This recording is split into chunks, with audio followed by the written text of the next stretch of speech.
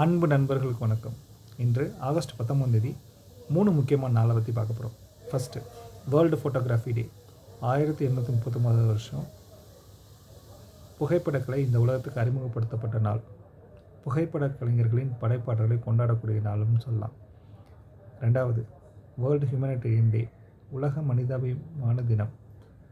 2003 Baghdad நகரில் ஐநா சபையில் இருக்க ஊழியர்கள் 22 பேர் மற்றும் அவர்களுடைய செயலர்கள் வெடி விபத்தில் இறந்தாங்க.